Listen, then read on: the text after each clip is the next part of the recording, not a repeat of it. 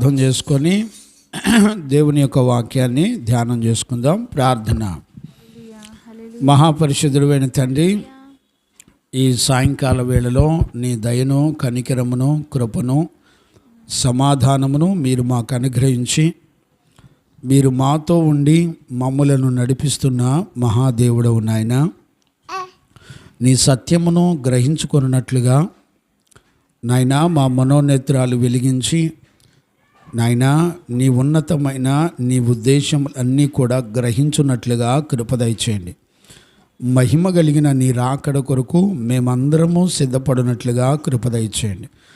107వ కీర్తన ద్వారా నీ పిల్లలమైన మమ్మల్ని అందరినీ దర్శిస్తూ మాతో మాట్లాడుతున్న మహాదేవుడవు నాయన, ఈరోజు రాత్రి కూడా 107వ కీర్తనలో నుంచి నీ బిడ్డలతో నాతో మాట్లాడండి.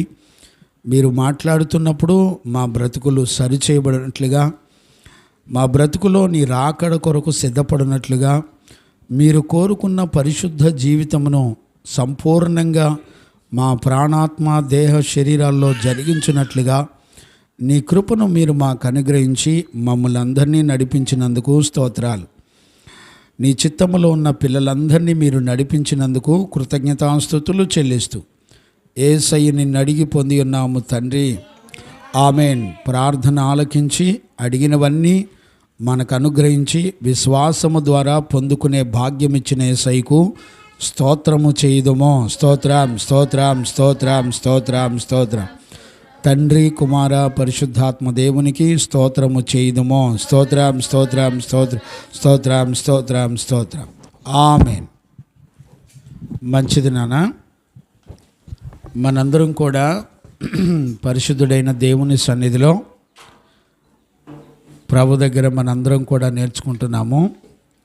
ప్రభు యొక్క కృప సమాధానములు మనందరికీ తోడయుండి నడిపించునుగాక. ఆమెన్. చూడండి నాన్న, 107వ కీర్తన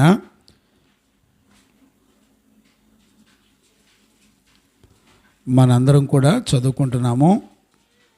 107వ కీర్తన. నిన్నటి దినాన మనందరం కూడా కొన్ని విషయాలు ప్రభు సన్నిధిలో నేర్చుకుంటూ మనందరం వస్తున్నాము. ఈరోజు కూడా మరికొన్ని విషయాలు ప్రభు సన్నిధిలో నేర్చుకోవడానికి పరిశుద్ధాత్మ దేవుడు మనందరికీ సహాయం చేసి నడిపించునుగాక. ఆమెన్. చూడండి నాన్న, 107వ కీర్తన మొత్తం 7 భాగాలుగా మనం చూడవచ్చు. మొదటి భాగాన్ని నిన్నటి దినాన మొదటి 3 వచనాల్లో చూసాము. ఈరోజు 2వ భాగం 4వ వచనం నుండి 9వ వచనం వరకు మనందరం కూడా చూసి పరిశుద్ధుడైన దేవుని సన్నిధిలో నేర్చుకుంటూ ఉందాము. మొత్తం 7 భాగాలుగా విభజించడం జరిగింది. 7 అంశాలు. మొట్టమొదటిది, దేవుడు మనలందరినీ కూడా కష్టకాలములో నుండి విమోచించి మన శత్రువులందరి నుంచి కూడా కాపాడి రక్షించే దేవుడని మనందరం కూడా లేఖనాల్లో విన్నాము. అలాగే 2వది ఈరోజు మనం నేర్చుకోబోతున్నాము.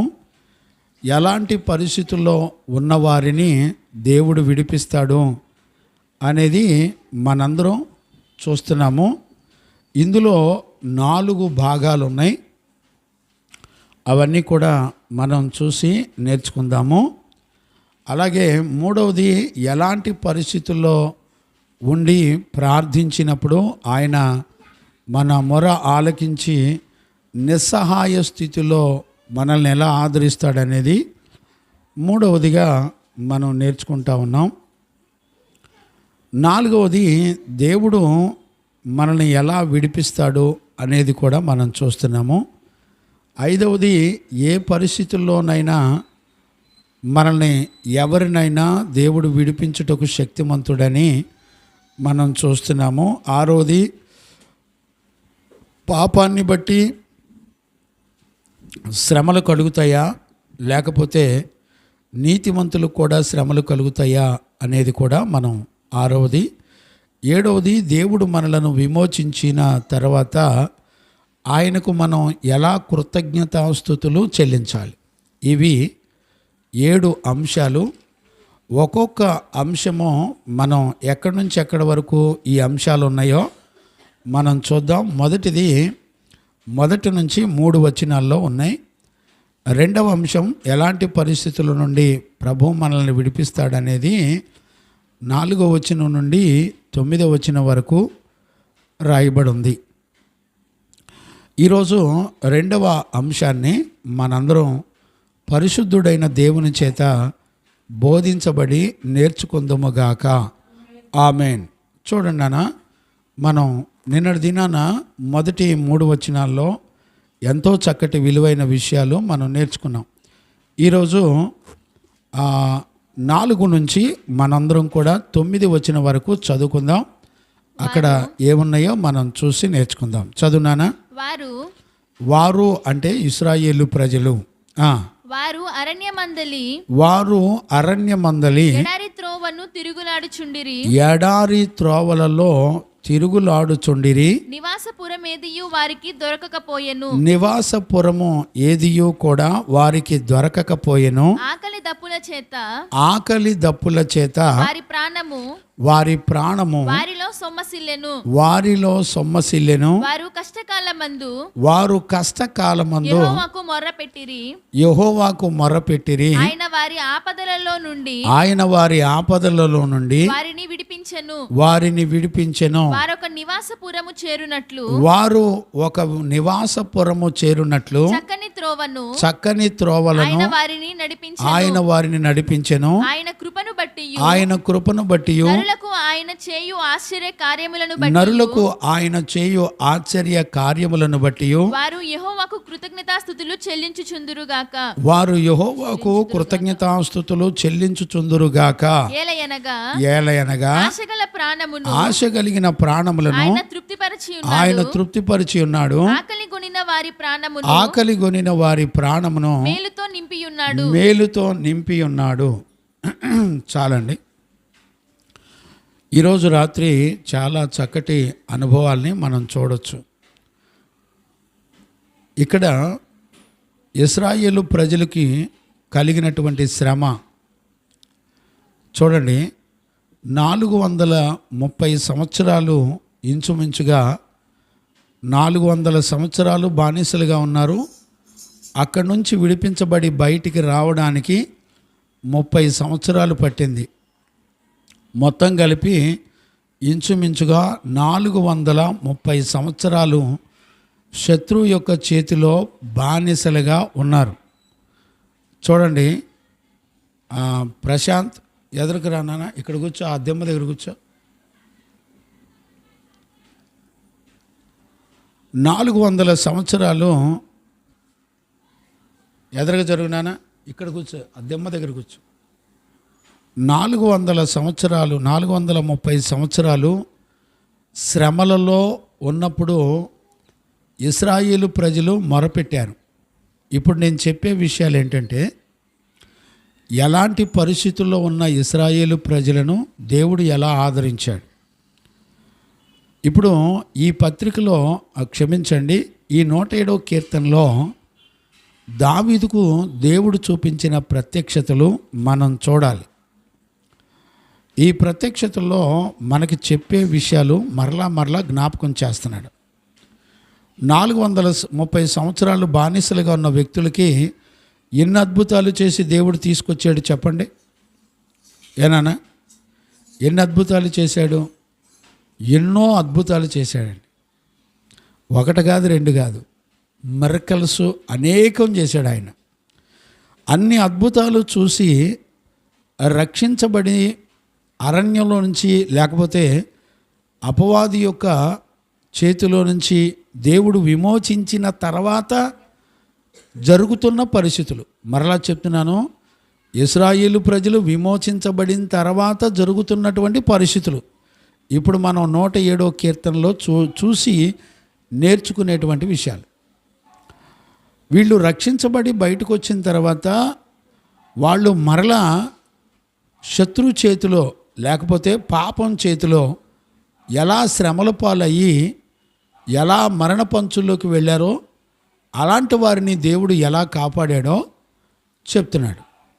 ఆ రోజుల్లో ఇశ్రాయేలు ప్రజల్ని ఎలా కాపాడాడో ఈ రోజును కూడా ఆయన తన ప్రజలను కాపాడే దేవుడై ఉన్నాడు. ఆ రోజున ఇశ్రాయేలు ప్రజలకి ఒక రకమైన శ్రమలైతే ఈ రోజున మనకు కూడా రకరకాల శ్రమలు. ఇప్పుడు మనం చదువుకునేటువంటి విషయాలు మనం చూస్తే ఒక ఎడారి అనుభవాన్ని మనం చూడొచ్చు. ఇక్కడ చూడండి, ఎడారి అనుభవంలో 4 రకాల అనుభవాల మధ్యలో ఇశ్రాయేలు ప్రజలు అప్పగించబడి ఉన్నారు. ఎడారిలో ఈ ఎడారిలో మొదటి అనుభవం ఏంటంటే, ఎడారిలో సొమ్మసిల్లిన వారి ప్రాణాన్ని దేవుడు ఎలా కాపాడాడు అనేటువంటి విషయాలు ఇక్కడ ఉన్నాయి. 4వ వచనం నుంచి 9వ వచనం వరకు ఎడారిలో దేవుడు ఎలా కాపాడాడు. దేవుడు వీళ్ళు రక్షించబడిన వారి సంగతి అండి. అపవాది లేకపోతే ఈ లోక సంబంధమైన లోక అధికారి నుండి విడిపించబడిన తరువాత ఇశ్రాయేలు ప్రజల్లో జరుగుతున్న పరిస్థితులు. ఇప్పుడు ఇక్కడ మనం ఎడారిలోకి ఎందుకు వెళ్ళారు, ఎడారి అనుభవాలు వీళ్ళకి ఎందుకు వచ్చినాయి చూడండి.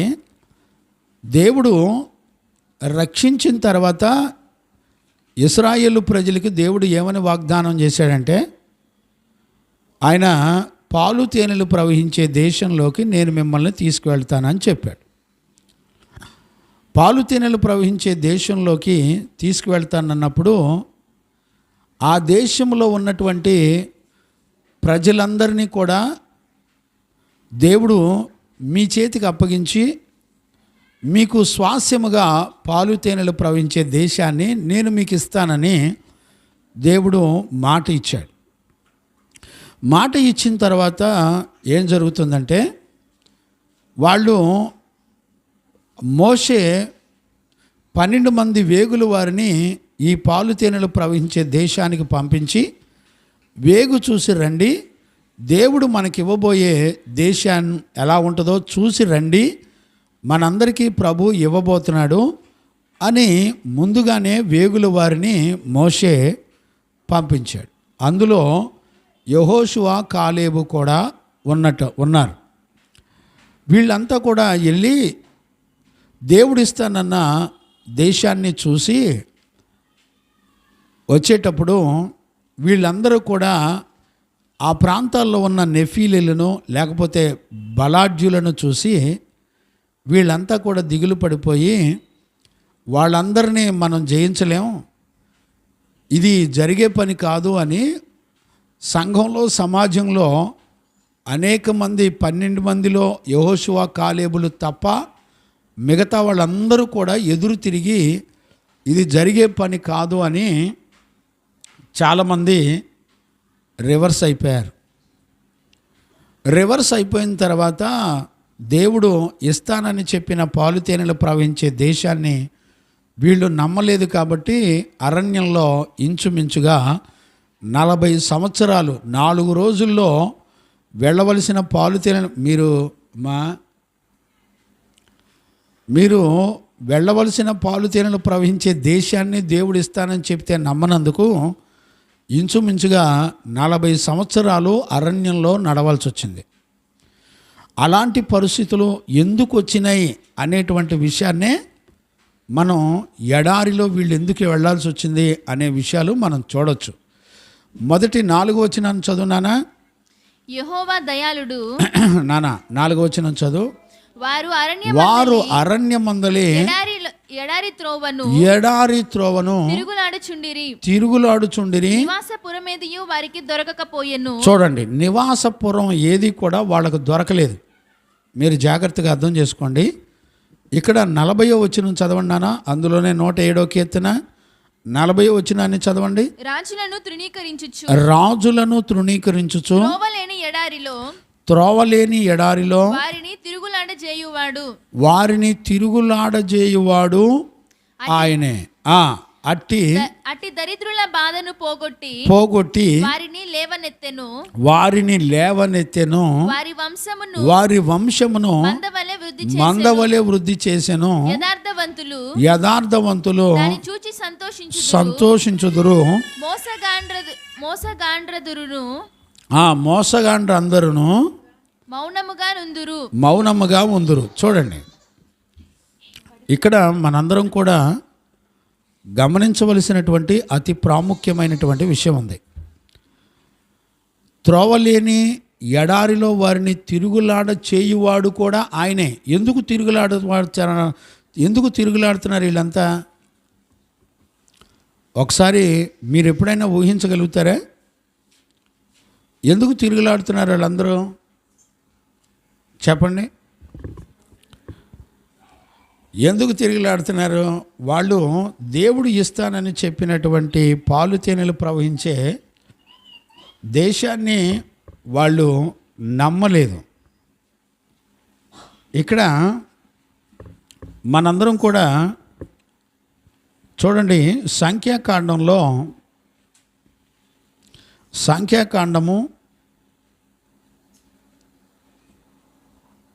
14వ అధ్యాయము 23, 24 వచనాలు, లేకపోతే 33 చూడండి నాన్న. సంఖ్యాకాండము 14:33 చూడనా. మీ శవములు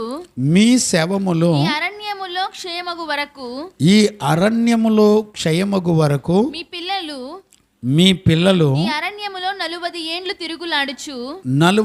తిరుగులాడుచు వ్యభిచార శిక్షను భరించెదరు. మీ వ్యభిచార శిక్షను మీరు భరిస్తారు. మీరు ఆ దేశమును సంచరించి చూచిన 40 దినముల యొక్క లెక్క ప్రకారము దినమునకు ఒక సంవత్సరము చొప్పున 40 సంవత్సరములు మీ దోష శిక్షను భరించి.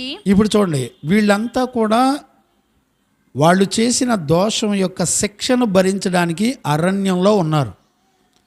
మళ్ళా చెప్తున్నాను, గుర్తుపెట్టుకోండి. అరణ్యపు అనుభవం అనేది ఎంత ప్రమాదకరమైందో మీరు గుర్తుపట్టాలి. ఈరోజు ఇశ్రాయేలు ప్రజలను మనకు దేవుడు ముందు మాదిరిగా ఉంచాడు. ఈ రోజుల్లో మన జీవితంలో ఒక అరణ్యం లాంటి అనుభవాలు ఎలాగుంటాయో మనం గుర్తుపట్టమండి. మనం అనుకుంటున్నాం ఇశ్రాయేలు ప్రజలు అరణ్యపు అనుభవంలో ఎడారిలో ఉన్నారు. వాళ్ళు 40 రోజులు వేగు చూడడానికి పంపించారు పాలు తేనెలు ప్రవహించే దేశానికి.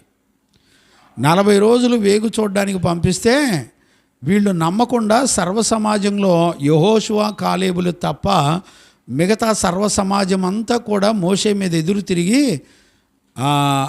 ఉగ్రత పాలైపోయారు. ఇప్పుడు చూడండి, దేవుడు ఎలాంటి శిక్ష వేస్తున్నాడంటే, ఆయన ఇశ్రాయేలు ప్రజల్ని ఎన్నో అద్భుతాలు చేసి విడిపించి రక్షించినప్పటికీ కూడా పాలు తేనెలు ప్రవహించే దేశానికి మిమ్మల్ని చేరుస్తానంటే నమ్మలేదండి. నమ్మనందుకు 40 రోజులు వాళ్ళు వేగు చూసి వచ్చిన తర్వాత నమ్మకపోతే 40 రోజులకి ఒక్కొక్క సంవత్సరం శిక్ష విధించాడు. ఒక్కొక్క రోజు 40 రోజులు వేగు చూసి నమ్మకపోయినందుకు 40 రోజులు ఒక్కొక్క సంవత్సరం శిక్ష వేశాడు. 40 రోజులు ఒక్కొక్క సంవత్సరం శిక్ష వేస్తే 40 సంవత్సరాలు వాళ్ళు అరణ్యంలో తిరగాల్సి వచ్చింది. ఇప్పుడు అరణ్యంలో ఎందుకున్నారు చెప్పండి? ఒక్క దినము గడుపుట దేవుని మందిర ఆవరణలో 1000 దినాల కంటే శ్రేష్టమైందని చెప్పాడు కదా. 1000 దినాల కంటే శ్రేష్టమైందంటే అర్థం ఏంటి? 1000 దినాల కంటే శ్రేష్టమైందంటే 1000 దినాల యొక్క పాప శాపాన్ని దేవుడు మారా అనుభవాన్ని మధురంగా మారుస్తాడు. నువ్వెన్ని దినాలు వాక్యం విన్న తర్వాత నువ్వెన్ని దినాలు నమ్మవో, ఏ వాక్యాన్ని నమ్మవో ఆ వాక్యాన్ని నమ్మకపోయినందుకు నీ జీవితంలో ఒక ఎడారి అనుభవాలు వస్తాయి. చూడండి, ఎడారి అనుభవాలు ఎలాగుంటాయో ఇప్పుడు చదివితే అందులోకి మనం వెళితే నిజంగా ఆశ్చర్యపోతారండి. ఇప్పుడు యెహోషువ కాలేబులు చూడండి, మోషే ఎదుట నిలబడి, అక్కడే సంఖ్యాకాండం 13వ అధ్యాయం 30-31 కూడా చదవండి నాన్న. కాలేబు మోషే ఎదుట జనులందరినీ కూడా నెమ్మదిపరిచి మనము నిశ్చయముగా వెలుదుము. చూడండి, యెహోషువ కాలేబులు చెప్తున్నారు, మనమందరం నిశ్చయముగా వెళతాం అక్కడికి, స్వాధీనపరచుకొందుము. పాలు తేనెలు ప్రవహించే దేశాన్ని మనం ఖచ్చితంగా స్వాధీనపరచుకుంటాం. దాన్ని జయించుటకు మన శక్తి చాలుననెను. దానిని జయించడానికి దేవుడు మనకిచ్చే శక్తి చాలుననెను.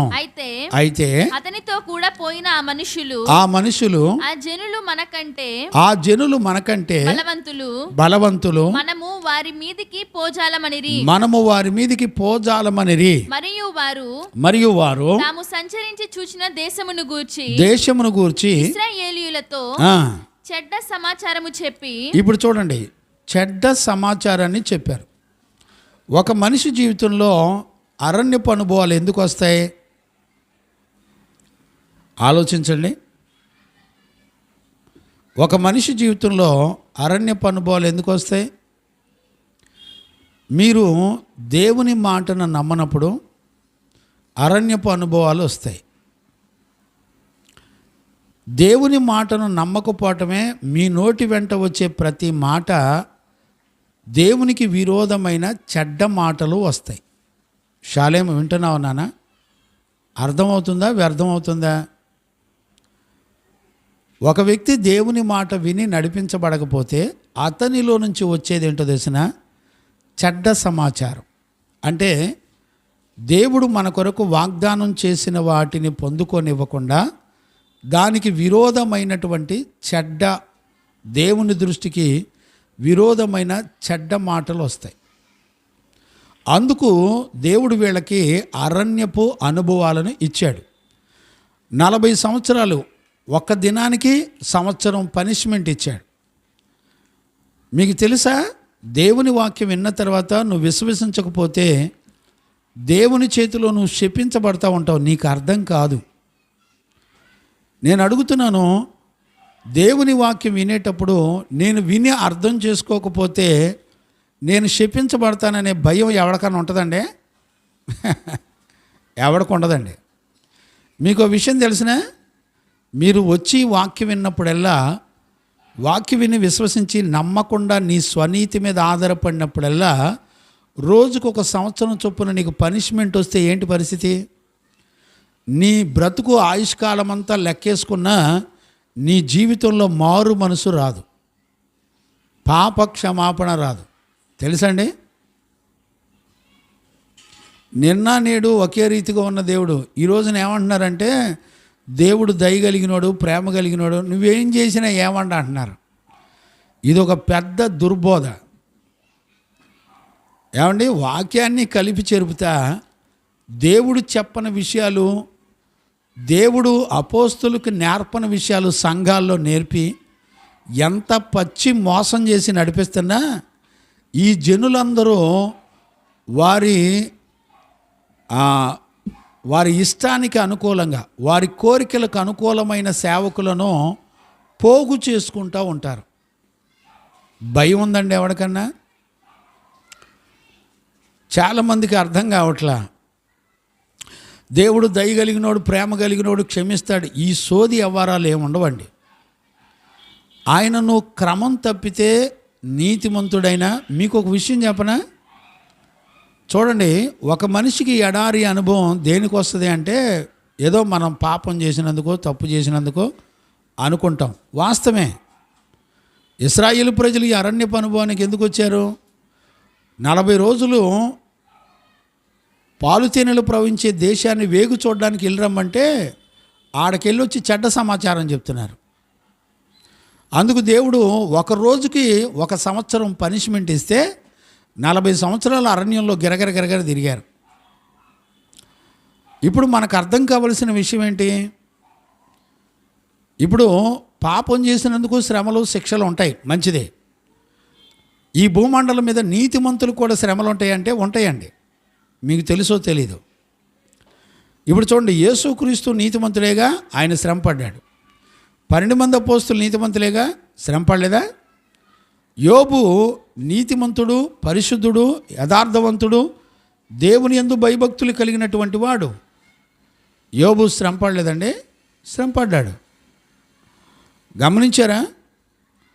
అపోస్తులు, యేసుక్రీస్తు, పాత నిబంధనలో పరిశుద్ధులు, అబ్రహాము, దానియేలు, ఇస్సాకు, యాకోబు, వీళ్ళందరూ కూడా ఎన్నో శ్రమలు పడ్డారండి, పోరాడారు. నీతిమంతులు కలుగు శ్రమలన్నిటిలో దేవుడు తోడై ఉంటానని చెప్పాడు. ఇప్పుడు పాపం వలన తిరుగుబాటు చేసిన వారి పరిస్థితులు ఏంటి? ఈరోజు రాత్రి మనం ఇశ్రాయేలు ప్రజల్లో జరుగుతున్నటువంటి విషయాలను చూడాలి. ఇక్కడ ఇశ్రాయేలు ప్రజల్లో జరిగేటువంటి విషయాలను చూస్తున్నప్పుడు వాళ్ళకి పనిష్మెంట్ ఇచ్చాడు. ఒక దినం నమ్మనందుకు 1 సంవత్సరం పనిష్మెంట్ ఇచ్చాడు. ఇప్పుడు మన పరిస్థితి ఏంటి? ఏమండి, వాక్యాన్ని నమ్మటానికి కావలసిన మనసు సంపాదించుకున్నామండి. నేనేమంటానంటే, ఇశ్రాయేలు ప్రజలు 430 సంవత్సరాలు శ్రమల్లో ఉన్న ఆ స్థితిలోంచి దేవుడు విడిపిస్తే జీవము గల దేవుని విడిచిపెట్టేశారండి. దేవుని మాట నమ్మలేదండి. నీకు పాలు తేనెలు ప్రవహించే దేశం ఇస్తానంటే నమ్మలా. ఈ రోజున మరణము లేని నిత్య జీవాన్ని దేవుడు మన కొరకు పరలోకాన్ని సిద్ధపరిచాడంటే నమ్మేవాడు ఎవడో లేడు. నమ్మి భయభక్తులు కలిగి ఉండి పరలోకానికి సిద్ధపడేవాళ్ళు ఎవడో లేడు. ఈ మట్టి శరీరం కోరుకున్నదంతా చేసి, ఈ మట్టి శరీరం నీకు అందంగా ఉండమంటే ఉంటావు, ఈ మట్టి శరీరం దాని సుఖభోగాలు అందించమంటే అందిస్తావు, దాని కోరికలు నెరవేర్చమంటే నెరవేరుస్తావు. ఈ రోజున నీకు పట్టిన దెయ్యాలు ఎలాంటి దెయ్యాలంటే, నీ శరీరమే నిన్ను దగ్గరుండి నరకానికి తీసుకెళ్తున్నా దేవుని మాటకు భయపడే పరిస్థితులు ఏమి లేవు. ఏమండి, ఈ సంఘంలో సమాజంలో బతికినప్పుడు మేము ఇంతే బతుకుతామండి. అవునా? సంఘం సమాజం నిన్ను ఎక్కడైనా పరలోకం తీసుకెళ్ళిద్దా? సంఘం సమాజం నీకు బుద్ధి జ్ఞానం నేర్పుద్దా? చెప్పండి. ఎందుకు పనికిరాని సంఘం యొక్క పోకడ, సమాజం యొక్క పోకడ, మనుషుల యొక్క కట్టడ, మనుషుల యొక్క ఆలోచన ప్రకారం మనుషులు ఏమనుకుంటారో అని భయపడే నువ్వు ఎంత వాక్యం విన్నా పరలోకం వినటం అసంభవం. ఇశ్రాయేలు ప్రజలకి 430 సంవత్సరాలు శ్రమలంటే మాటలండి. దగ్గర దగ్గర 5 తరాల ప్రజలు వాళ్ళు అన్ని అద్భుతాలు చేసి దేవుడు రక్షించిన తర్వాత ఒక్కడు కూడా నమ్మలేదండి. మీరు చూడండి, దేవుడు ఆయన నోటితో ఏమన్నాడు చూడండి. ద్వితీయోపదేశకాండం 29వ అధ్యాయం 4వ వచనం నుండి చదువునానా, లేకపోతే మొదటి నుంచి చదువు. యెహోవా హోరేబులో ఇశ్రాయేలీయులతో చేసిన ఇశ్రాయేలీయులతో చేసినటువంటి నిబంధన కాక ఆయన మోయాబు దేశములో వారితో చేయుమని మోషేకు ఆజ్ఞాపించిన నిబంధన వాక్యములు ఇవే. మోషే ఇశ్రాయేలీయులందరినీ పిలిపించి వారితో ఇలాగ నేను, యెహోవా మీ కన్నుల ఎదుట ఐగుప్తు దేశమున ఫరోకును అతని సేవకులందరికీ అతని సమస్త జనులకును చేసినదంతయు అనగా ఆ గొప్ప శోధనలను సూచక క్రియలను మహత్కార్యములను మీరు కనులారా చూచితిరి.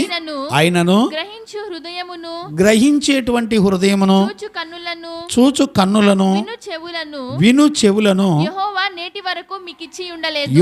నేటి వరకు మీకు ఇచ్చి ఉండలేదు.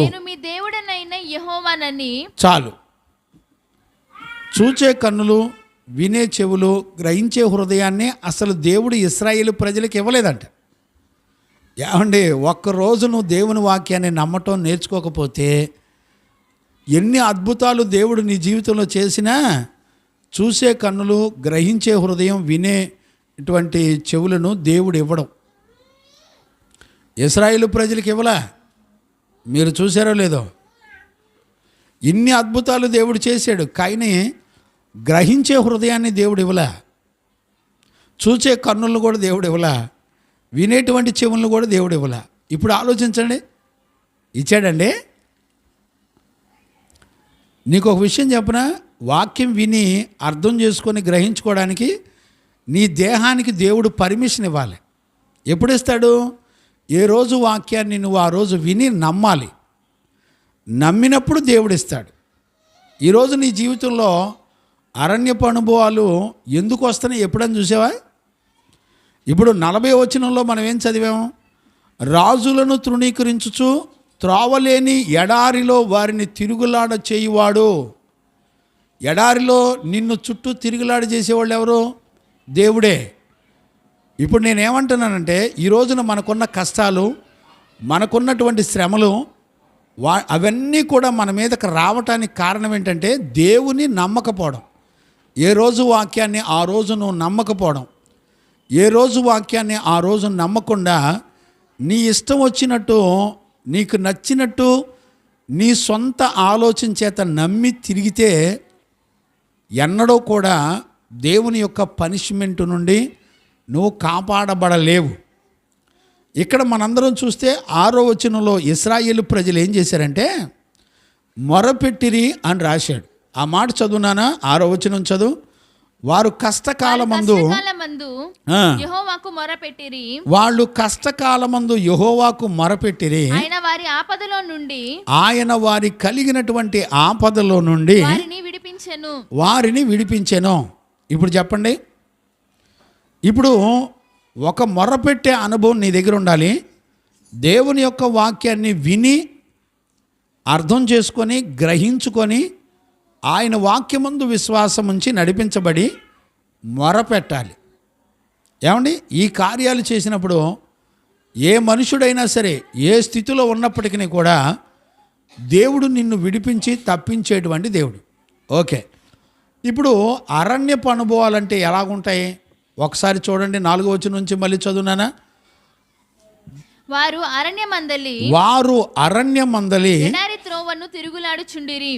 ఇప్పుడు చూసారా, అరణ్యంలో ఎడారి త్రోవలలో తిరుగులాడుతున్నారంట. ఏమండి, అరణ్యం అంటే ఏమనుకుంటాం చెప్పండి? అరణ్యం అంటే ఏం ఆలోచించాలి? అరణ్యం అంటే చెట్లు ఉండవండి. అరణ్యంలో చెట్లు ఉంటాయా? చెట్లు, చేమలు, ఏమండి, పక్షులు, జలచలరాశులు లేనిదే అరణ్యం. ఇప్పుడు నేను ఒక ప్రశ్న వేస్తున్నాను. ఇసుక ఎడారిలో చెట్లు లేని ప్రాంతాల్లో, నీళ్లు దొరకని ప్రాంతాల్లో, ఎక్కడా కూడా నీడ దొరకని ప్రాంతాల్లో నీవు ఎలా ఉండగలుగుతావు చెప్పు? ఒకసారి ఊహించు.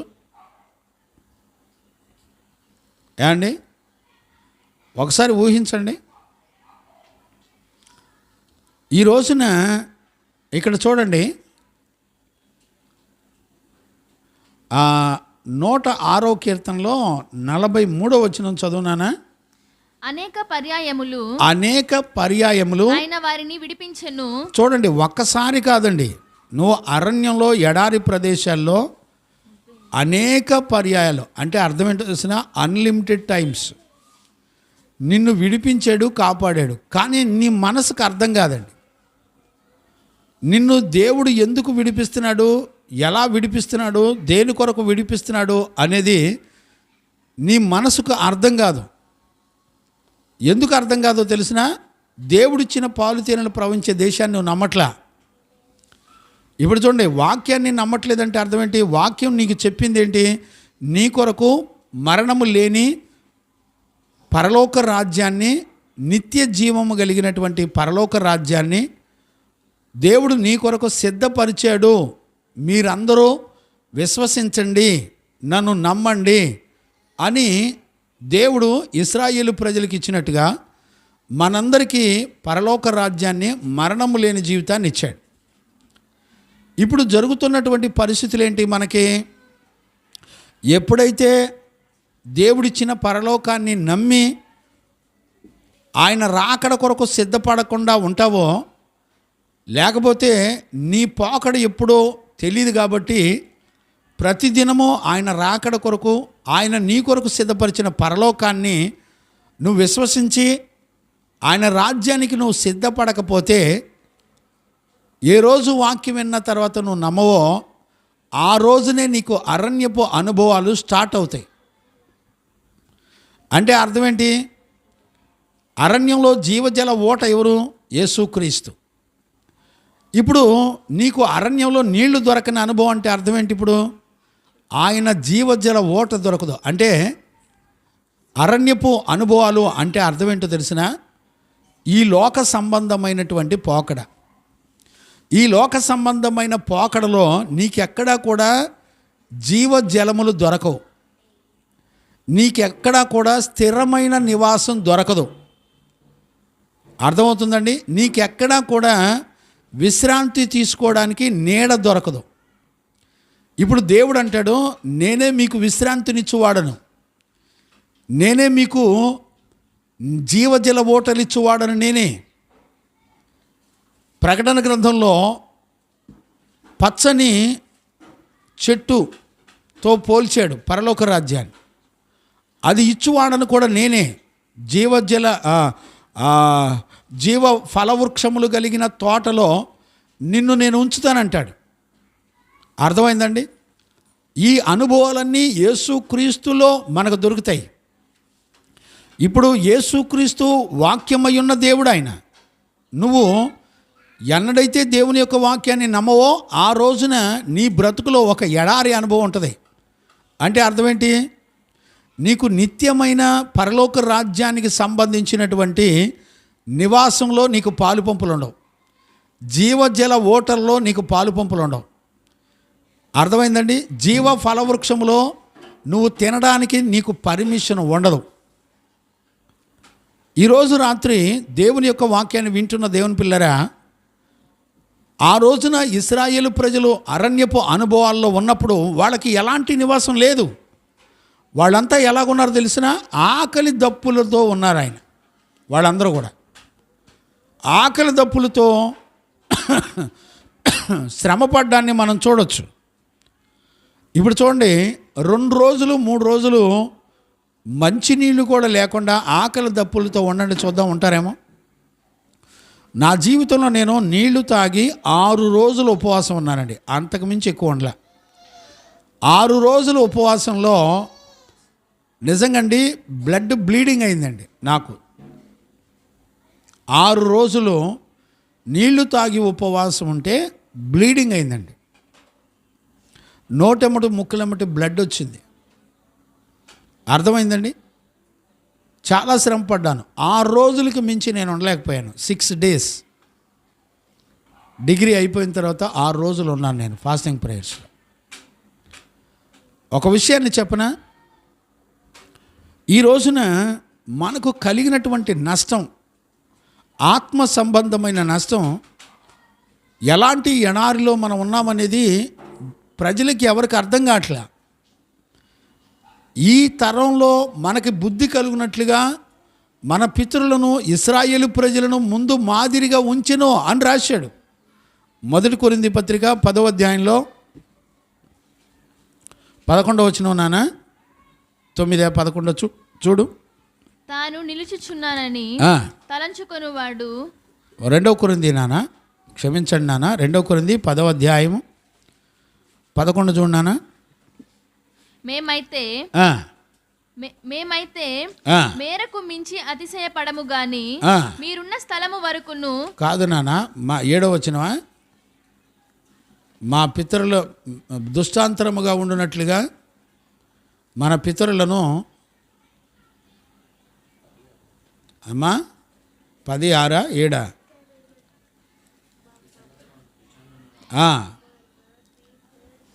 చదువు నాన్న. ఎక్కడుంది? 5వ వచనమా? అమ్మా 10:5 చదువు నాన్న. మేము వితర్కములను దేవుని గూర్చిన జ్ఞానమును. 2 కొరింథీ తల్లి, 2 కొరింథీ 10:5 చదువుతున్నాను. 1 కొరింథీ చదువులేకపోతే అయితే వారిలో ఎక్కువ మంది దేవునికి ఇష్టలుగా ఉండకపోయిరి గనుక అరణ్యంలో సంహరింపబడిరి. వారు 1 కొరింథీ 10వ అధ్యాయం 11వ వచనం చదువు నాన్న. ఈ సంగతులు దృష్టాంతరములుగా వారికి సంభవించి యుగాంతమందున్న మనకు బుద్ధి కలగడానికి రాయబడినాయండి. ఇప్పుడు చూడండి, యుగాంతంలో మనం ఎవరిని చూసి బుద్ధి తెచ్చుకోవాలా? ఎవరిని చూసి తెచ్చుకోవాలా? మన పితరులైన ఇశ్రాయేలు ప్రజలను చూసి మనం బుద్ధి తెచ్చుకోవడానికి దేవుడు రాయించాడు. మీరు పై వచనాలు మీరు తర్వాత చదువుకోండి, మీకు అర్థమవుద్ది. దేవునికి మహిమ కలుగును గాక. Praise the Lord. ఇప్పుడు ఇశ్రాయేలు ప్రజలు అరణ్యంలోకి వెళ్ళడానికి గల కారణం ఏంటి? రక్షించబడిన వాళ్ళే వీళ్ళందరూ కూడా. ఈ రోజుల్లో కూడా ఆ రోజున మన పితరులు ఎలాగున్నారో ఇవాళ సంఘాల్లో అలానే ఉన్నారండి. ఇవాళ సంఘాల్లో దేవుని వాక్యాన్ని నమ్మినా నమ్మకపోయినా ఆచారాలు పండగలు మాత్రం అద్భుతంగా చేస్తారు. ఏమండి? మనుషుల కట్టడలు మాత్రం చక్కగా అనుసరించి నడుస్తారు. వీళ్ళకి బుద్ధి ఎవడు చెప్తాడు చెప్పండి? అసలు ఇలాంటి ప్రజలను, ఇలాంటి సేవకులను ఎన్నుకునేదే ప్రజలను రాశాడు. ఈ రోజుల్లో ప్రజలందరూ ఎలాగున్నారో గుర్తుపెట్టుకోండి. ఆ రోజున ఇశ్రాయేలు ప్రజలు ఎలాగున్నారు? వాళ్ళతో దేవుడు మాట్లాడినా వాళ్ళు ఏమాత్రం కూడా రక్షించబడిన తర్వాత దేవుడిచ్చే పరలోక రాజ్యాన్ని నమ్మలా, పాలు తేనెలు ప్రవహించే దేశాన్ని నమ్మకపోయినందుకు 40 దినాలు వాళ్ళు నమ్మకపోయినందుకు దేవుని రాజ్యాన్ని, ఇశ్రాయేలు ప్రజలకు ఇస్తానన్న పాలు తేనెలు ప్రవహించే దేశాన్ని నమ్మకపోయినందుకు ఒక రోజుకి 1 సంవత్సరం చొప్పున పనిష్మెంట్ ఇచ్చాడు. 40 సంవత్సరాలు అరణ్యంలో తిరిగారు. మీరు లేఖనాలను చదువుకున్నా కూడా మీరు గ్రహించుకునే పరిస్థితుల్లో లేకపోతే మనం ఏం చెప్తామని చెప్పండి? ఈరోజు మన జీవితంలో కూడా ఉండే అరణ్యపు అనుభవాలను మనందరం కూడా చూడాలి. దేవునికి మహిమ కలుగునగాక. ఇప్పుడు చూడండి, అరణ్యంలో ఏమి లేదు, ఎడాల్లో తిరుగులాడుచు ఉండిరి, నివాస పురమేదియు వారికి దొరకకపోయేను, ఆకలి దప్పుల చేత వారి ప్రాణము వారిలో సొమ్మసిల్లెను, వారు కష్టకాలమందు. ఇప్పుడు చూడండి, మొర్రపెట్టిరి అనే మాట కొంచెం పక్కన పెడదాం. ఇప్పుడు వాళ్ళకి ఏమేమి సంభవించింది, ఇప్పుడు ఏమేమి పరిస్థితులు వచ్చినాయి వాళ్ళకి ఇక్కడ చూడండి. ఏమేం పరిస్థితులు వచ్చినాయి అంటే, ఒకటి అరణ్యపు అనుభవం. అంటే అర్థం ఏంటి? అక్కడ పచ్చని చెట్లు ఏముండవు, అక్కడ చుట్టాలు బంధువులు ఏముండరు. ఇప్పుడు చూడండి, మనందరికీ ఏ అవసరత వచ్చినా చుట్టాలను బంధువుల్ని వాళ్ళని ఆసరాగా తీసుకొని మనందరం కూడా బ్రతుకుతాం. శాలేం, ఇప్పుడు నువ్వు ఆటలాడడానికి నీకు స్నేహితులు ఉంటేనేగా ఆటలాడేది, నీకు ఆరోగ్యం ఉంటేనేగా ఆటలాడేది. ఒకవేళ కాలు చెయ్యి పడిపోయింది అనుకోండి, ఆటలాడతావా? ఫ్రెండ్స్ ఎమ్మడి తిరుగుతావా? ఒకసారి ఊహించండి. ఒకసారి నేను నార్త్ జోన్ క్రికెట్ ఆడేటప్పుడు గుంటూరు డిస్టిక్లో జోన్స్ ఆడుతున్నానండి. నాతో పాటు నాకు సీనియరు ఆయన, మా మ్యాచ్ అయిపోయింది, సెకండ్ సెక్షన్లో వాళ్ళ మ్యాచ్ ఉంది, మేము వచ్చేసాం. మాకు సీనియర్లు వాళ్ళు ఆడుతూ ఉండగాండి సెంచరీ కొట్టాడు. ఆ దమ్ముతో వచ్చి బాగా దాహంగా ఉందని చెప్పి మంచినీళ్ళు తాగాడండి. తాగుతూ ఉండగానే చనిపోయాడు. జీవన మరణాలు ఎవరి చేతిలో ఉంటాయి? ఇప్పుడు ఇశ్రాయేలుకి వీళ్ళు అరణ్యంలో ఏం కోల్పోయారంటే, ఏ అనుభవంలో ఉన్నారంటే, వాళ్ళకి ఇళ్ళు లేవు, వాకిళ్ళు లేవు, పచ్చని చెట్లు అంటూ ఏమీ లేవు, మంచినీళ్ళు లేవు, ఆకలి దప్పులు మాత్రం ఉన్నాయి. కనుచూపు మేరకు ఎడారిలో ఏమన్నా కనపడతాయండి? ఇప్పుడు ఇశ్రాయేలు దేశం ఉన్నదంత ఎక్కడ? ఎడారిలోనే. ఎడారిలో జీవజల ఓటలు రప్పించగలడు. ఇప్పుడు చూడండి, వీళ్ళు మొరపెట్టిరని రాశాడు కదా. ఎందుకు మొరపెట్టుంటారు? మొరపెట్టడం అంటే ఏంటి? మొరపెట్టడం అంటే మనకు సహాయం చెయ్యాలి అనేటువంటి నమ్మకం నీకు వచ్చినప్పుడు నువ్వు బతిమలాడుకుంటావు. అయ్యా నాకు సహాయం చేయండి అయ్యా ప్లీజ్. ఎందుకని నీ కను దృష్టికి నువ్వు మొరపెట్టి సహాయం కొరకు మొరపెట్టాలంటే నీకేం అర్థం కావాలంటే నీకు అరణ్యంలో నీటి బొగ్గలు ఇవ్వగలిగిన వాడు అని నీకు అర్థం కావాలి. ప్రార్థన అంటే నీ మనసుకు నచ్చినట్టు ప్రార్థన చేయటం కాదు. ఆయన ఎవరో, నీకే కార్యాలు చేయగలడో నువ్వు తెలుసుకొని ప్రార్థించాలి. ఇప్పుడు ఇశ్రాయేలు ప్రజలు శ్రమ కలిగినప్పుడు వాళ్ళు బుద్ధి తెచ్చుకున్నారు. ఏమని తెచ్చుకున్నారు? మనం 430 సంవత్సరాలు ఐగుప్తు దేశంలో శ్రమలో ఉన్నప్పుడు మనం మొరపెట్టినప్పుడు దేవుడు 430 సంవత్సరాల శ్రమ నుండి విడిపించి పాలుతేనెలు ప్రవహించే దేశాన్ని ఇస్తానని వాగ్దానం చేశాడు కదా. ఆయన విడిపించాడు కదా. ఈ రోజున మనం నమ్మనందుకు 40 సంవత్సరాలు అరణ్యంలో దేవుడు మనకు పనిష్మెంట్ ఇచ్చాడు. ఈ రోజున కూడా మనం మొరపెడితే తప్పకుండా నిన్ను నన్ను విడిపించే దేవుడు అని నమ్మాడు. ప్రపంచంలో నేను అడుగుతున్నాను, ఒక ఎడారి అనుభవం కంటే ప్రమాదకరమైంది ఏది ఉండదండి. ఎడారిలో నీకు తాగటానికి నీళ్ళు ఉండవు, నీడ కొరకు ఎలాంటి గృహాలు ఉండవు, ఎలాంటి చెట్లు ఉండవు. ఏమండి, నీకు తినటానికి కూడా ఏమి దొరకదు. ఇసుకలో తినటానికి ఏమైనా దొరికిందండి? ఇసుకలో తినటానికి నీకేం దొరకదు. కానీ దేవుడు ఎలాంటి వాడంటే ఎండిన ఎడారిలో నీకు జీవజల ఓటలు రప్పించగలడని నమ్మి ప్రార్థించాలి. ఈ ప్రార్థన వెనక మరలా తిరిగి నువ్వు దేవుని యొక్క శక్తిని నమ్మి ప్రార్థించాలి. ఈ రోజుల్లో ప్రార్థన ఏమని చేస్తారంటే, ప్రభువా నన్ను కాపాడని ప్రార్థన చేస్తాం, మంచిదే. ఒక రోగం వచ్చినప్పుడు నీ బతుకులో నమ్మింది ఎంతో తెలిసిద్ది. ఇప్పుడు నీ నమ్మకం నిన్ను ఎక్కడికి తీసుకెళ్తుందంటే హాస్పిటల్ చుట్టూ తీసుకెళ్తుంది. దేవుడు ఏమంటాడు తెలిసినా, నా ప్రభు ఏమంటాడు తెలిసినా, నేను పొందిన గాయముల వలన నీకు స్వస్థత ఇచ్చానంటాడు. ఏమంటే నువ్వు దేవుని నమ్మటం కంటే దేవుడు చేత సృష్టించబడే సృష్టిని నమ్మాం, కానీ దేవుని నమ్మలేకపోయాం. చూడండి, చాలా సందర్భాల్లో నేను కూడా దేవుని వైపు చూస్తున్నప్పుడు గడగడ వణుకుతూ ఉంటాను, భయపడుతూ ఉంటాను. ఏంటి నా పరిస్థితి అని చాలా దిగులు పడుతూ ఉంటాను. ఈ రోజుల్లో నమ్మే వాళ్ళు ఎవరు లేరండి, విశ్వసించే వాళ్ళు ఎవరు లేరు, గ్రహించే వాళ్ళు ఎవరు లేరు. ఈరోజు రాత్రి ఒక తండ్రిగా, దైవజనుడిగా ఈ రోజున ఎలాంటి అనుభవాల నుంచి మనం విడుదల పొందాలన్నా నువ్వు నమ్మి ప్రార్థించాలి. ఇప్పుడు చూడండి, యేసు ప్రభు దగ్గరికి వచ్చినప్పుడు ఎవరొచ్చినా అమ్మా నువ్వు నన్ను నమ్ముతున్నావా అని అడిగాడండి, ప్రశ్న వేశాడు ఆయన.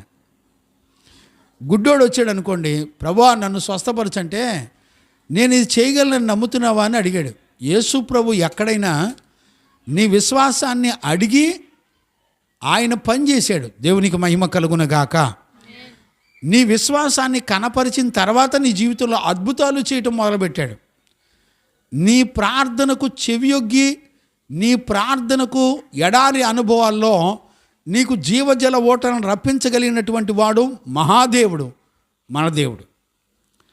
ఈరోజు మనకి మాదిరి ఏం కనపడుతుంది? ఒక ఎడారి అనుభవం నుంచి ఎవడైనా మనకి జీవజల ఓటలు ఇవ్వగలడండి? ప్రపంచంలో ఈ విషయాన్ని ఎక్కడైనా విన్నారండి రాయపు గారు? నువ్వు అరణ్యంలో ఉంటే ఒక ముఖ్యమంత్రి నీకు నీళ్ల పైపేసి అక్కడ మంచినీళ్ళు పంపించేవాడు ఉన్నాడా?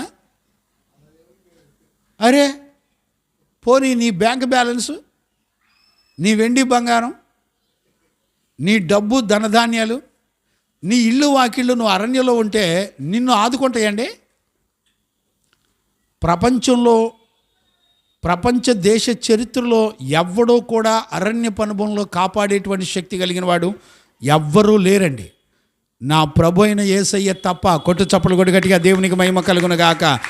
ఈరోజు నేను ఈ విషయాన్ని ప్రకటన చేస్తున్నందుకు నేను చాలా ఉల్లసిస్తున్నానండి. ఈ రోజున నేను ధైర్యం తెచ్చుకుంటున్నాను, మీరు కూడా ధైర్యం తెచ్చుకోండి. మిమ్మల్ని బెదిరించేవాడు ఎవడైనా సరే, అప్పులు అవ్వచ్చు, వ్యాధులు అవ్వచ్చు, రోగం అవ్వచ్చు, అరణ్యపు అనుభవం కంటే ఒక భయంకరమైనటువంటి శ్రమలో నువ్వు ఉండొచ్చేమో, కానీ ఈరోజు నా ప్రభు యొక్క స్వరాన్ని వింటున్నావు, ధైర్యం తెచ్చుకో. నా ప్రభు ఎలాంటి లేమి స్థితిలో ఉన్నా బలహీన స్థితిలో ఉన్న, ఎడారి అనుభవాల్లో ఉన్న నీ కొరకు జీవజల ఓటలను తీసుకొచ్చి నీటి బొగ్గలను రప్పించగలిగినటువంటి దేవుడు. హాగరుకు ఏం చేశాడు చెప్పండి? హాగరు తన కుమారుడు ఇస్మాయేలు హాగరు కలిసి వెళ్తున్నప్పుడు దేవుడు ఏం చేశాడు చెప్పండి? అరణ్యంలో నీటి బొగ్గలను రప్పించి ఆ తల్లిని ఆదుకున్నాడు. దేవునికి మహిమ కలుగును గాక. Praise the Lord. ఆయన ఉన్నవాడు అనువాడు అని ఆ తల్లి దేవుని మహిమపరిచి ఘనపరిచింది. ఈరోజు రాత్రి నేను ప్రకటిస్తున్న నా ప్రభు అయిన యేసయ్య ఎలాంటి వాడు తెలిసిన? అలాంటి జీవము గల దేవుని ఒక దైవజనుడు అంటాడనే, సంఘం పోషించే దమ్ము లేకపోతే సంఘం బదులు ఈయనే కష్టపడి పనిచేసి రోడ్లెమ్మడి తిరిగి పనిచేసి సేవ చేస్తాడంట. మరి ఏ బడిలో చదువుకొని వచ్చాడో ఏమండి? ఉద్యోగం చేసేవాడు సేవ చేస్తాడా? ఉద్యోగం చేసేవాడికి వాడికి అసలు విశ్వాసం తెలుసండి? అరణ్యంలో దేవుని మీద ఆధారపడే అనుభవం వాడికి తెలుసా? వాడికి చేతినంట డబ్బులు జీతాలు అవుతాయి. వాడు ఆత్మలను కాపాడాల్సిన అవసరం వాడికి ఏంటి? నీకు విశ్వాసాన్ని నేర్పే దమ్ముంది వాడికి? జీతగాడే కనుక జీతగాడు నా కాపరి కాదు అన్నప్పుడు ప్రజలు ఎలా వెంబడిస్తున్నారండి చెప్పండి? ఈ రోజున ప్రజలే వాళ్ళకు అనుకూలమైనటువంటి దుర్బోధకులను ఎన్నిక చేసుకొని సెలెక్ట్ చేసుకొని వాళ్ళ దగ్గర కూర్చొని మేము కూడా పరలోకి వెళ్ళిపోతామని భ్రమపడుతున్నారు. పిల్లలారా, ఒక రహస్యాన్ని చెప్తున్నాను, గుర్తుపెట్టుకోండి.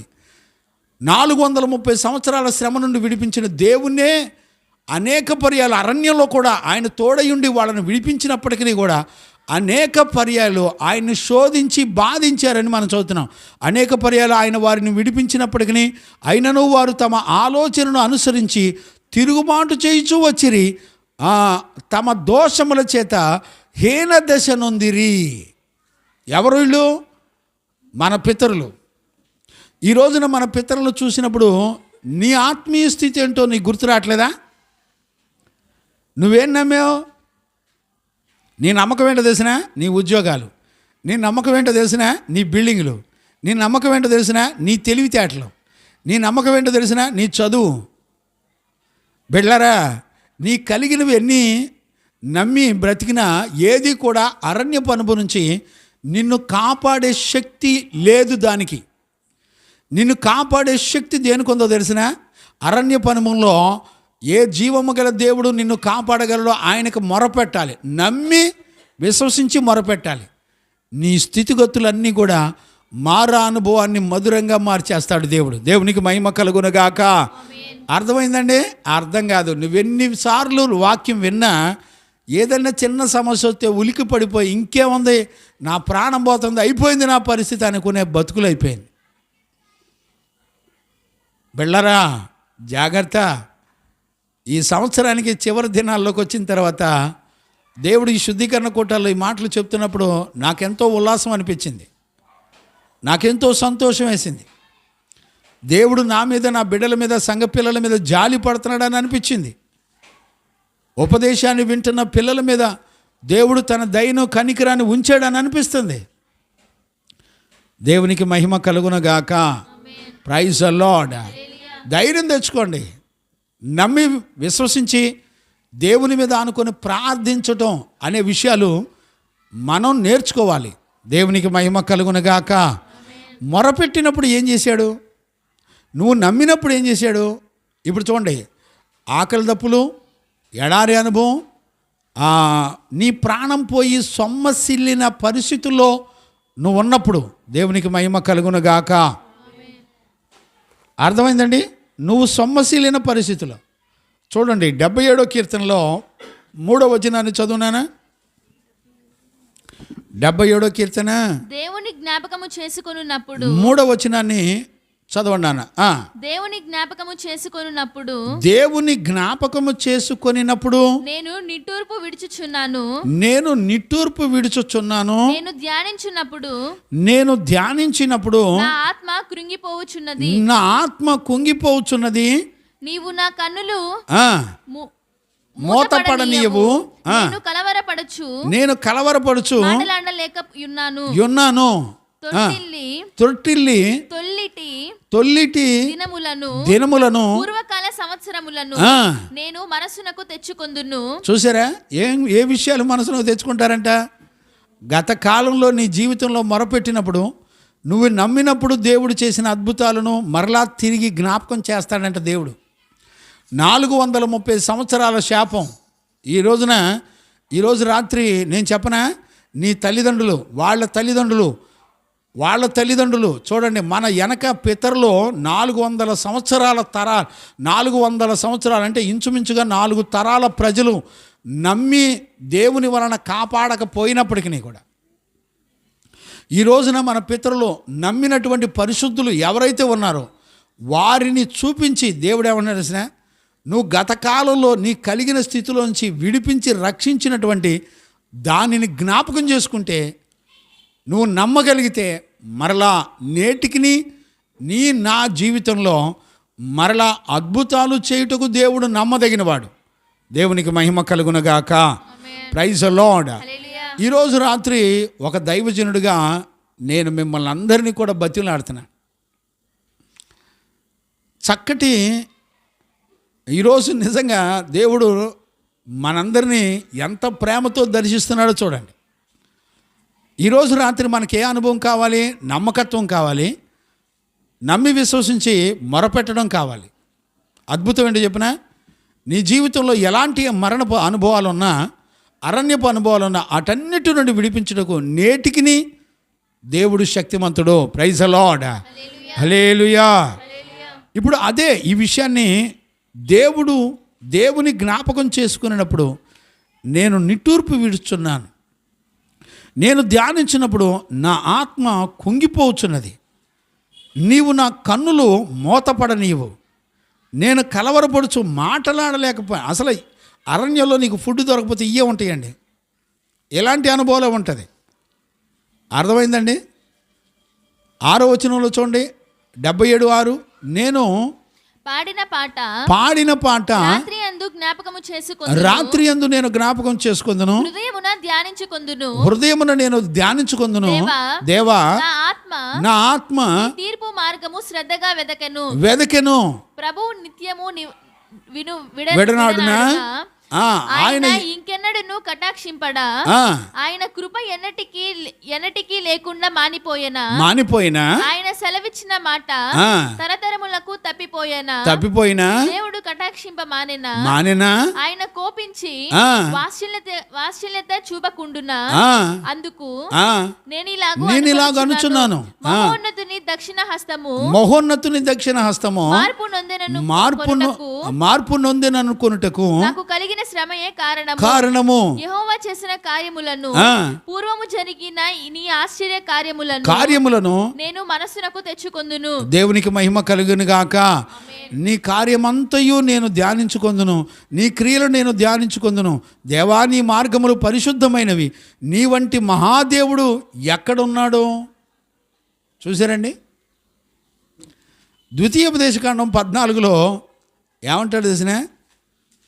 14, 7, 8 అనుకుంటా చూడనా?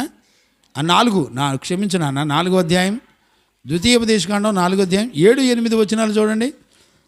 ప్రార్థన ఆలకించే దేవుడు, మొరపెట్టగా నాకు సహాయం చేసే దేవుడు. ఏలయనగా మనము ఆయనకు మొరపెట్టునప్పుడెల్లా మన దేవుడైన యెహోవా మనకు సమీపముగా నున్నట్టు. చూడండి, మొరపెట్టినప్పుడెల్లా నువ్వు అరణ్యంలో ఉంటే నీతో పాటు ఉంటాడు ఆయన. గమనించారా? ఆయన ఉన్న చోట దిగులు ఉండదండి, ఆయన ఉన్న చోట వ్యాధులు ఉండవండి, ఆయన ఉన్న చోట శ్రమలు ఉండవండి, ఆయన ఉన్న చోట ఎడారి అనుభవాలు ఉండవు. గమనించారా? ఆ మాట చదువునానా? కంటిన్యూ చేయి. ఏలయనగా మనము ఆయనకు మొరపెట్టినప్పుడెల్లా దేవుడైన యెహోవా మనకు సమీపంగా ఉన్నట్టు ఏ గొప్ప జనమునకు ఏ దేవుడు కూడా సమీపంగా లేడండి. మరియు నేడు నేను మీకు అప్పగించుచున్న ఈ ధర్మశాస్త్రం అంతటిలో ఉన్న కట్టడలను నీతి విధులను గల ఆ. గొప్ప జనమేది. గొప్ప జనమేది? నీతి విధులను కలిగినటువంటి గొప్ప జనం అంటండి మనం. చూసారా, నువ్వు మొరపెట్టినప్పుడు ఆలకించి నీ దగ్గరగా వచ్చి నిన్ను విడిపించే దేవుడు ఎలాంటి దేవుడు ఇక ఎక్కడా లేడు. ఇక కింద చదివితే ఏ అన్య దేవతలు కూడా నీకు ఇలాగ సహాయం చేసేవారు లేరని కింద వచ్చిన నువ్వు చదివితే ఉంటాయి. అవన్నీ కూడా ఎవ్వరూ చేయలేరండి. నువ్వు నమ్మి మొరపెట్టడం నేర్చుకుంటే ఆయన నీకు ఎల్లప్పుడూ నువ్వే స్థితిలో ఉన్నా దేవుడు, జీవము గల దేవుడు నీకు తోడై ఉంటాడని స్పష్టంగా దేవుని యొక్క వాక్యం చెప్తుందండి. ఈ రోజున నీ డబ్బు నీకు తోడై ఉంటుందని అనుకుంటున్నావు, నీ ఆస్తి, నీ వెండి బంగారాలు నీకు తోడై ఉంటుందని అనుకుంటున్నావు. బిడ్లారా, ఇది ఎన్నడూ కూడా జరగదు. క్షయమైన వస్తువు ఏది కూడా నీకు ఆధారంగా చేసుకున్నా నువ్వు ఖచ్చితంగా మోసగించబడతావనే సత్యాన్ని ఈ రోజున మనందరం కూడా గుర్తుపెట్టుకోవాలి. దేవునికి మహిమ కలుగునగాక. Praise the Lord. హల్లెలూయా. అందుకనే ఇప్పుడు మనం చదువుకున్నాం కదా, ఇలాంటి దేవుడు, దేవా నీ మార్గము పరిశుద్ధమైంది, దేవుని వంటి మహాదేవుడు ఎక్కడున్నాడు? ఆశ్చర్యక్రియలు జరిగించు దేవుడవు నీవే, జనములలో నీ ప్రభావమును, నీ ప్రత్యక్షతను కనపరచు దేవుడవు నీవే. నీ బాహుబలము వలన యాకోబు, ఏశావుల సంతతి వారగు నీ ప్రజలను నీవు విమోచించిన వాడవు నీవే. 77 కీర్తన 13, 14, 15 చదివాను ఇప్పుడు. చూసారండి, అలాంటి దేవుడు ఎవరూ లేరంటండి. అలాంటి జీవము గల దేవుణ్ణి మనం కలిగి ఉండి ఈ రోజున ఎలాంటి పరిస్థితుల్లో మనం భయపడుతూ, దిగులు పడుతూ, టెన్షన్ పడుతున్నామో చూడండి. ఈరోజు రాత్రి ఒక దైవజనుడిగా, తండ్రిగా ఈరోజు రాత్రి మిమ్మల్ని బతిలాడుకుంటున్నాను. ఇంకా మెరకలు చూడండి. 7వ వచనం చదువునానా? 107వ కీర్తన 7వ వచనం చదువునానా? వారొక నివాసపురము చేరునట్లు. ఇప్పుడు చూడండి, వాళ్ళకి ఒక నివాసపురం చేరునట్లు చక్కని త్రోవలను ఆయన వారిని నడిపించెను. ఇప్పుడు చూసారా, చక్కని త్రోవలు నడిపించాడంటే. ఏమండి, ఇక్కడేమో నడిపించనని ఉంది. ద్వితీయోపదేశకాండంలో ఏమనుంటుందో తెలుసునండి, చివరిలో 40 అధ్యాయాల్లో ఉంటాయి. ఆయన పక్షిరాజు తన రెక్కలను చాపి ఎత్తుకొని నడిపించినట్లుగా నడిపించాడంట. అంటే 40 సంవత్సరాలు వాళ్ళు అరణ్యంలో కాదండి నడిచింది, ఆయన ఎత్తుకొని నడిపిస్తే నడిచారంటండి వీళ్ళంతా. చూసారా, శ్రమలో దేవుడు తన కృపనుంచడం అంటే అదేనండి. ఈ రోజున దేవుని ఎదురు నేను చెప్తున్నాను, నువ్వు ఎలాంటి శ్రమలో, నీ అతిక్రమల చేత నువ్వు ఎలాంటి శ్రమలో ఉన్నా దేవుడు తన కృపాతిశయమును నీ పట్ల కనపరుస్తాడు. నీ బ్రతుకు మార్చుకొని, నీ జీవితాన్ని మార్చుకొని, నమ్మి విశ్వాసం ఉంచి మొరపెట్టడం నేర్చుకుంటే నీ కలిగిన స్థితులన్నిటిలో నుంచి నిన్ను తప్పిస్తాడు. నేను అడుగుతున్నాను, ఇలాంటి నీకు విశ్వాసాన్ని పుట్టించే వాక్యం వినటానికే నీకు మనసు లేదు. ఏమండి, ఊర్లు వెళ్ళేవాడొకడో, బయటికి వెళ్ళేవాడొకడో, ఏమండి, జీవము గల దేవుని కనుదృష్టి ఇక్కడ ఉంది. ఎవరిని వదిలిపెట్టడం. ఒక్కరోజు నమ్మనందుకు సంవత్సరం పనిష్మెంట్ ఇచ్చాడు దేవుడు. ఒక్కరోజు ప్రకటించబడే వాక్యాన్ని నువ్వు విని నమ్మటం నేర్చుకోకపోతే నీ జీవితంలో మారు మనసు బదులుగా వేషధారణ వస్తుంది. నువ్వు ఎన్ని సంవత్సరాలు వాక్యం విన్నా, నటిస్తూ వాక్యం విని నువ్వు చనిపోయిన తర్వాత ఖచ్చితంగా నువ్వు ఆరనగ్గిలో ఉంటావు. ఇంతకు మించి వేరే స్టోరీ ఏమి ఉండదండి. ఈరోజు ఒక దైవజనుడిగా, తినానా, ఒక దైవజనుడిగా, ఒక తండ్రిగా నేను మిమ్మల్ని అందరినీ కూడా బతిలాడుకుంటున్నాను. ఇక్కడ చక్కటి విషయాలు రాశాడు, చక్కని త్రోవ. ఇవన్నీ ఆత్మీయ అర్థాలు ఉన్నాయండి. అర్థమైందండి. మనకి చక్కని నివాసపురము చేరునట్లుగా చక్కని త్రోవలను వారిని నడిపించెను.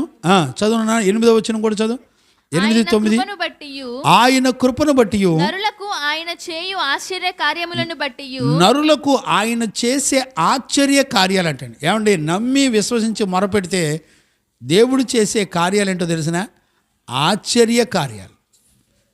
చూసారండి, ఆశ్చర్యం అంటే ఏంటి? మునుపెన్నడూ నీ జీవితంలో చూడనటువంటి కార్యాలు నువ్వు చూస్తావు. దేవునికి మహిమ కలుగునగాక. Praise the Lord. హల్లెలూయా. ఆ ఆశ్చర్య కార్యములను బట్టి వారు యెహోవాకు కృతజ్ఞతాస్తుతులు వారు యెహోవాకు కృతజ్ఞతాస్తుతులు చెల్లించుదురుగాక. ఏలయనగా ఆశ కలిగిన ప్రాణమును ఆయన తృప్తిపరిచి ఉన్నాడు. ఆకలి కొని వారి ప్రాణములను మేలుతో నింపి ఉన్నాడు. చూసారా, మేలుతో నింపాడంట. దేవుని పిల్లలరా, నీ ఆశ కలిగిన ప్రాణాన్ని ఆయన తృప్తిపరిచే దేవుడండి. ఈరోజు రాత్రి నేను చెప్తున్నాను, ఒక తండ్రిగా దైవజనుడిగా మిమ్మల్ని అందరినీ బ్రతిలాడుకుంటున్నానండి. మన కొరకు దేవుడు సిద్ధపరిచిన స్వాస్యాలు మనకున్నాయి. ఆయన ఎన్నడూ విడిచిపెట్టే దేవుడు కాడు. నీ ఆశలన్నిటినీ తృప్తిపరుస్తాడు. నీకేం ఆశ ఉంది? క్రికెట్ ఆడాలనా? నీకేం ఆశలు ఉంది? ఫ్రెండ్స్తో తిరగాలనా? నీకేం ఆశలు ఉన్నాయి? బైకుల మీద తిరగాలనా? నీకేం ఆశలు ఉన్నాయి? గొప్ప గొప్ప ఉద్యోగాలు చేయాలనా? డబ్బులు సంపాదించాలనా? నీకేం ఆశలు ఉన్నాయి? నీ కలిగిన ఆశలను దేవుడు ఆయన మాట విని విశ్వాసం ఉంచి నీ మనసు మార్చుకొని పరిశుద్ధుడైన దేవుని మాట విని ఆయనకు మొరపెడితే నీకు కావలసి నువ్వు అడగక్కర్లేదంటండి. అన్నీ ఆయన నీ కొరకు సిద్ధపరిచిన అన్నీ కూడా ఆయన తీసుకొచ్చిస్తాడు. నువ్వు ఎలా ఉంటే నువ్వు తృప్తిగా ఉంటావో దేవునికి తెలుసండి. ఆయన నిన్ను తృప్తిపరిచే దేవుడు. నేను అంటున్నాను, ఒక ఫ్రెండ్ వచ్చి మాట్లాడితే నువ్వు నమ్ముతున్నవే, ఒక స్నేహితుడు వచ్చి మాట్లాడితే నువ్వు నమ్ముతున్నవే, నీ తండ్రి తల్లి మాట్లాడితే నువ్వు నమ్ముతున్నవే, నీ స్నేహితులు మాట్లాడితే నమ్ముతున్నావు, చుట్టాలు మాట్లాడితే నమ్ముతున్నావు, భర్త భార్య మాట్లాడితే నమ్ముద్ది, భార్య భర్త మాట్లాడితే నమ్ముద్ది, తల్లిదండ్రులు పిల్లలతో మాట్లాడితే నమ్ముతారు. నేను అంటున్నాను, దేవుడు మాట్లాడితే నమ్మవండి. నిన్ను తృప్తిపరుస్తానని చెప్తున్న దేవుని మాట నమ్మవా? దేవుని మాటను విశ్వసించలేరండి. ఈరోజు రాత్రి ఒక దైవజనుడిగా నేను మిమ్మల్ని అందరినీ బతిలాడుకుంటున్నానండి. ప్లీజ్, ఆయన కృప మన కొరకు నియమించబడి ఉంది. ఆయన యందు విశ్వాసం ఉంచి మొరపెడితే నీ స్థితిగతులన్నిటిలో నుండి దేవాది దేవుడు అద్భుతంగా విడిపిస్తాడండి. ఎలాంటి మిరకల్ అంటే నీ ఊహకు అందని అద్భుతాలను ఆయన కృప ద్వారా దేవుడు మన జీవితంలో జరిగిస్తాడు. అంటే ఇప్పుడు మనకు కావలసిన ప్రాముఖ్యమైన జీవితం ఏంటో తెలిసిన 430 సంవత్సరాలు అంటే నీ పితరుల 4 తరాల శాపాల నుంచి కూడా నువ్వు నమ్మితే దేవుడు నిన్ను విడిపిస్తాడు. నీ పితరులందరూ శపించబడొచ్చేమో కానీ నువ్వు నమ్మి మొరపెడితే నీ జీవితంలో ఉన్న మారా అనుభవాలు మధురంగా దేవుడు మార్చేస్తాడు. ఈరోజు రాత్రి నువ్వు నమ్మగలిగితే నిజంగా మనం ఎంతో ధన్యులం. అంటే ఇప్పుడు మనం దేని కొరకు సిద్ధపడుతున్నాం? ఈ 107వ కీర్తన ద్వారా మనం ఎలా సిద్ధపడగలుగుతున్నాం? అందుకనే బుద్ధిమంతుడైన వాడు అని స్టార్ట్ చేశాడు. 43వ వచనంలో రాసిన మాట అదే, బుద్ధిమంతుడైన వాడు ఈ విషయాలను ఆలోచించును. నానా, నువ్వు బుద్ధిమంతుడు అయితే నువ్వు దేవుని సన్నిధిలో ఆయన వాక్యం విని ఆయన యందు విశ్వాసం ఉంచి ఆయన యందు నమ్మకం ఉంచి మొరపెట్టే అనుభవం నేర్చుకో, ప్రార్థించే అనుభవం నేర్చుకో. ఇప్పుడు ఫెయిత్తంలో 3 పిల్లలు ఉన్నారు, షాలేం, ఇస్సాక్, ప్రశాంత్ బాబు. వీళ్ళు 3 ఇక్కడ కూర్చొని ఏం చేస్తాను? ఆయన నమ్మటం నేర్చుకుంటారు, మొరపెట్టే అనుభవం నేర్చుకుంటారు, ఆయన సన్నిధిలో ఆయన ప్రత్యక్షతలో చూస్తారు, ఆయన ఇచ్చిన జీవాన్ని సంపాదించుకుంటారు. ఈ లోకంలో ఏదో ఒకరోజు నువ్వు చచ్చి నరకానికి వెళ్తావు. వీళ్ళు విశ్వసించి మొరపెట్టి దేవుని చేత రక్షించబడిన అనుభవంలో పెరిగితే వీళ్ళు ఎక్కడికి వెళ్తారు చెప్పండి? వీళ్ళు మరణమే లేని జీవము గల నిత్య రాజ్యంలోకి, మన కొరకు దేవుడు సిద్ధపరిచిన పరలోకంలోకి వెళ్తావు. అదే నువ్వు క్రికెట్లు ఆడేవాడేమటి, ఆటలాడేవాడేమటి తిరిగితే నువ్వు ఎక్కడికి వెళ్తావు చెప్పండి? నీ స్నేహితుల్ని నమ్మి తిరిగితే నువ్వు ఎక్కడికి వెళ్తావు? మారు మనసు రక్షణ లేని వాళ్ళ మాటలు విని నువ్వు ఎక్కడికి వెళ్తావు? నీ ప్రయాణం ఎక్కడికి? ఒకరోజు నువ్వు చనిపోతావు. వెళితే నువ్వు పరలోకమైనా వెళ్ళాలి, లేకపోతే నువ్వు ఆరని అగ్నిలోకైనా వెళ్ళాలి. అండి, దేవుని మాటలు ఎంత సరదాగా వింటారండి. వితిన్ సెకండ్లో మర్చిపోతారండి. నేను ఒక విషయం చెప్పనా, నువ్వేం పాపం చేయకపోయినా ఆయన కార్యాలు మర్చిపోతే. ఇప్పుడు చివరికి ఇశ్రాయేలు ప్రజలకి ఏమని రాశాడు తెలిసిన? 108వ కీర్తనలో ఏమని రాశాడు? 8వ వచనంలో 2వ లైన్లో, వారు యెహోవాకు కృతజ్ఞతాస్తుతులు చెల్లించుచు. ఆయన 8వ వచనం, ఆయన కృపను బట్టి నరులు ఆయన చేయు ఆశ్చర్య కార్యములను బట్టి ఏం చేస్తారంటే చక్కగా కృతజ్ఞతాస్తుతులు చెల్లిస్తారంట. ఇలా చెల్లించేవాడు ధన్యుడండి. నేను ఓ దైవజనుడిగా నేను మిమ్మల్ని అందరిని బతిమలాడుకునేది ఒకటే, మీరందరూ ఆయనకు కృతజ్ఞతాస్తుతులు చెల్లిస్తూ ఆయన ఇచ్చిన రక్షణను నువ్వు పొందుకోవాలంటే విశ్వసించి మొరపెట్టాలి. నీకు కలిగిన ఎలాంటి అరణ్యపు అనుభవాల నుంచైనా ఆయన నిన్ను విడిపించి కాపాడే దేవుడు.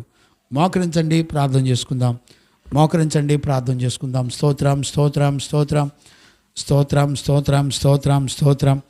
మహాపరిశుద్ధుడైన తండ్రి, ఈరోజు రాత్రి 2వ దినాన శుద్ధీకరణ కూటాల్లో మాతో 107వ కీర్తనలోంచి మాతో మాట్లాడుతూ వచ్చావు నాయన. ఇశ్రాయేలు ప్రజలు ఎందుకు అరణ్యపు అనుభవంలోకి వెళ్ళారో, వాళ్ళు వెళ్ళినప్పటికీ తిరిగి నీవు చేసిన కార్యాలన్నీ జ్ఞాపకం చేసుకొని వాళ్ళు నీ యందు నమ్మకం ఉంచి మొరపెట్టినప్పుడు వాళ్ళని ఏ పరిస్థితుల్లోనూ నువ్వు వదిలిపెట్టలేదు నాయన. అరణ్యపు అనుభవాలన్నిటిలో నుండి చక్కటి మార్గాల్లో నడిపించి, చక్కటి గృహంలోకి నడిపించి, వాళ్ళను తృప్తిపరిచి, వాళ్ళు నిత్యము నిన్ను స్తుతించే పరలోక రాజ్యానికి వారందరినీ, ఈ అంత్య దినాల్లో మమ్మలందరినీ కూడా నడిపించిన నీ ప్రేమను బట్టి కృతజ్ఞతాస్తుతులు చెల్లిస్తున్నాను నాయన. ఈరోజు రాత్రి నా పిల్లలు మేము నమ్మి మొరపెట్టే అనుభవం ద్వారా మేము ఎలాంటి పరిస్థితుల్లో ఉన్నా కాపాడగలిగిన దేవుడవు. మరి ఈ లోకంలో అలాంటి దేవుడు ఎవరూ లేరు. మొరపెట్టగా ఆయన ఉత్తరం ఇచ్చి మనకు తోడై ఉండి మనతో మాట్లాడే దేవుడు, ఇలాంటి దేవుడు ఇంకా ఎక్కడా కూడా లేడు అని నీ లేఖనాలు సెలవిస్తున్నాయి. ఆ ప్రకారంగా ఈ సంవత్సరం యొక్క ముగింపులో మేము నీ యందు నమ్మకం ఉంచడానికి కృప దయచేయండి. మొరపెట్టే అనుభవంలో ఉండడానికి కృప దయచేయండి. దయను, కనికరమును, కృపను మీరు మాకు అనుగ్రహించినందుకు కృతజ్ఞతాస్తుతులు చెల్లిస్తూ యేసయ్య నిన్ను అడిగి పొంది ఉన్నాము తండ్రి, ఆమెన్. ప్రార్థన ఆలకించి అడిగినవన్నీ పొందుకునే భాగ్యమిచ్చి, విశ్వాసము ద్వారా పొందుకునే భాగ్యమిచ్చి నడిపించిన యేసయ్యకు స్తోత్రము చేయదమో. స్తోత్రం స్తోత్రం స్తోత్రం స్తోత్రం స్తోత్రం. తండ్రి, కుమార, పరిశుద్ధాత్మ దేవునికి స్తోత్రము చేయదమో. స్తోత్రం స్తోత్రం స్తోత్రం స్తోత్రం స్తోత్రం. ఆమెన్. మన తండ్రి అయిన దేవుని నుండి, మన ప్రభు అయిన యేసుక్రీస్తు నుండి, పరిశుద్ధాత్మని యొక్క అన్యోన్య సహవాసము, సన్నిధి, సమాధానము విశ్వసించిన బిడ్డలకును సకల పరిశుద్ధులకును యేసయ్య కృపా సమాధానములు మనందరికీ తోడై ఉండి కాపాడి రక్షించునుగాక. ఆమేన్. హల్లెలూయా హల్లెలూయా హల్లెలూయా. అందరికీ వందనాలు వందనాలు వందనాలు.